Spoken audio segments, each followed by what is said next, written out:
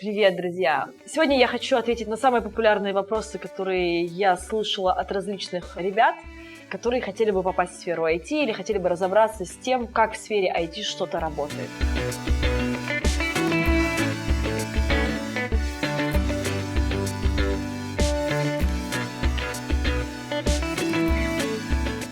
Какое отличие HR из сферы IT от любого другого HR-менеджера?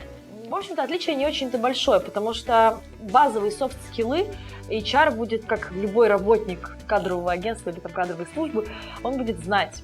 То есть все стандартные... Ой, боже мой, давай заново. Отличаются они тем, что зачастую HR-менеджер не из сферы IT не знает очень много технической терминологии, которая важна для собеседования. Нужно уметь HR в сфере IT разбираться в различных позициях, в различных специальностях и отличать их друг от друга, понимать, например, какие технологии должны знать в данной конкретной компании специалисты, какие фреймворки или какие языки программирования используются. Было бы очень желательно знать, какие базы данных используются в проектах. К сожалению, HR из других сфер, например, если это HR, который работает в банке, наверняка он знает очень много банковской терминологии, знает очень много разных процессов, но он, придя в сферу IT, не сможет, к сожалению, быстро влиться, и для того, чтобы перейти из одной сферы в другую, нужно будет подтянуть знания посредством каких-либо курсов, которые могут, скажем так, увеличить ваш словарь и ваши знания.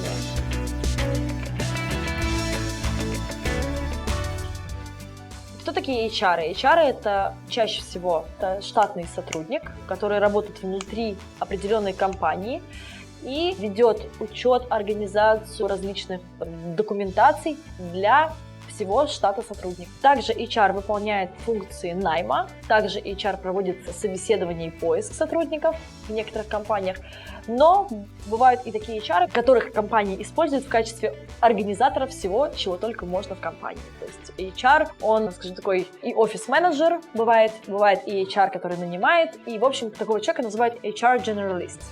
Кто такие рекрутеры? Рекрутеры – это штатные и внештатные сотрудники.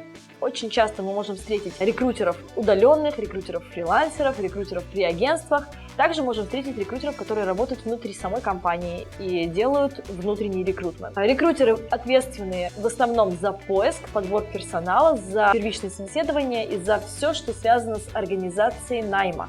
То есть это те люди, которые могут назначить собеседование, которые могут провести собеседование, которые могут сделать оффер в случае, если нет компетентного HR.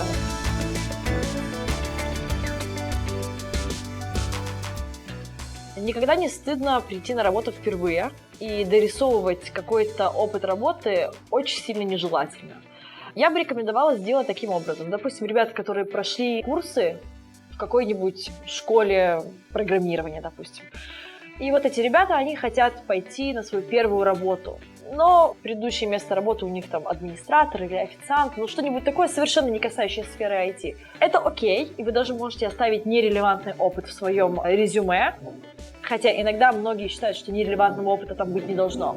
Но вместо того, чтобы дописывать еще какой-нибудь псевдорелевантный опыт, я бы посоветовала просто дописать проекты, с которыми вы сталкивались на своих курсах. Тогда это будет более логично, более лаконично, и вы никогда не растеряетесь на собеседовании.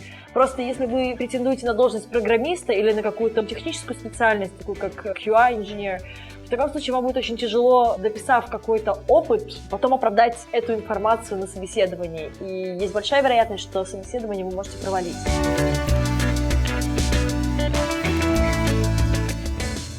Конечно же, фотографии в резюме рекомендуется вставить. Таким образом, вы немножечко приблизите к себе и расположите HR-менеджера, но вы расположите HR-менеджера только в том случае, если фото действительно профессиональное. Рекомендую воспользоваться услугами профессионального фотографа и сделать фотосессию в классическом стиле, объяснить своему фотографу, что это для резюме. Не рекомендую использовать фотографии на природе, на пляже, в бассейне. Не рекомендую использовать фотографии, где вы вырезали какого-то друга рядом сидящего. Не рекомендую использовать фотографии в солнечных очках, со своей собакой, со своим ребенком. Фотография должна быть максимально нейтральная, на ней вы должны выглядеть так, как вы выглядите в реальной жизни, то есть не в каком-то странном наряде, постарайтесь использовать casual или классику. И, естественно, постарайтесь минимализировать любые другие отвлекающие элементы на фото. На фото должны быть только вы и какой-нибудь нейтральный фон.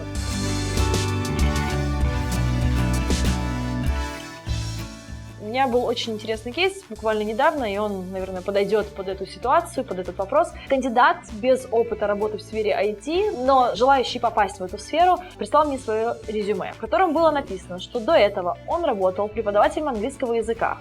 Когда я долистала резюме до самого конца, я обратила внимание, что уровень его английского указан как intermediate. Человек, знающий английский язык и преподающий его, даже в школе для маленьких детей, не может иметь уровень английского intermediate. Что же сделала я в тот момент? Я посоветовала этому кандидату пройти тест на уровень английского языка и исправить информацию. Таким образом, кандидат, пройдя этот тест, обнаружил, что его уровень колеблется между Upper Intermediate и Advanced, и на самом деле он просто себя недооценивал. Поэтому прежде чем указывать уровень своего языка, я рекомендую пройти тест на любом доступном сервисе. Puzzle English — это очень хороший сервис, поэтому можно использовать его. Я оставлю ссылку ниже под видео. Нет, это не рекламная интеграция, это классный сервис. Пройти такой тест можно совершенно бесплатно.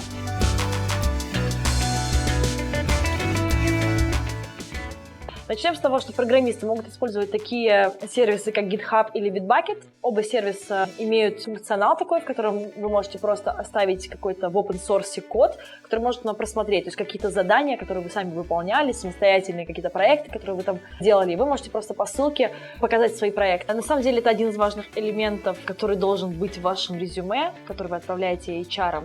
В случае, когда они сомневаются, нанимать вас или нет.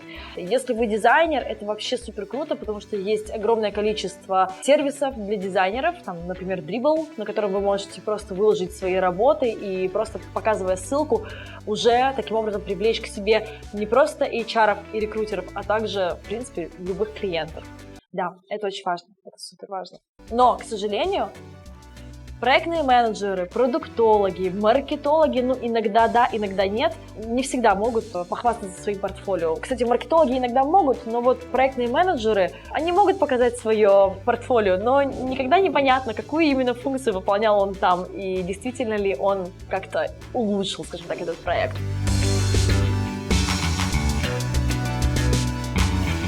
Я бы рекомендовала в резюме отобразить максимально контактные данные, абсолютно все, которые только можно, но и не нужно выкладывать свою аську, да, давайте говорить о современных средствах связи, которые только можно выложить. Сейчас довольно популярен Telegram, WhatsApp, Viber, возможно. Также вы можете выложить какие-то дополнительные свои ссылки на LinkedIn или Facebook, если вам будет там комфортно пообщаться с рекрутером или с HR. Ну и обязательно, конечно же, ваша почта и номер телефона, по которому с вами можно связаться. Я бы рекомендовала указать в резюме, планируете ли вы когда-нибудь релокацию и готовы ли вы к ней, или планируете ли вы выезжать и готовы ли вы к командировкам, поскольку это такой немаловажный момент. Кроме этого, очень круто, если вы укажете, что у вас есть для позиций, которые предполагают командировки, наличие своего заграничного паспорта, а если у вас есть какие-нибудь редкие визы, например, виза в США, в Канаду там, или в Великобританию, было бы здорово указать срок действия визы. Иногда некоторые должности, скорее всего, не айтишные, требуют указания водительского удостоверения. Я хочу вам сказать, что в сфере IT это не обязательная опция, и выложив это, наверное, ничего не изменится. Друзья, спасибо, что досмотрели до конца. Буду благодарна за лайки и комментарии. Хорошего дня, всем пока!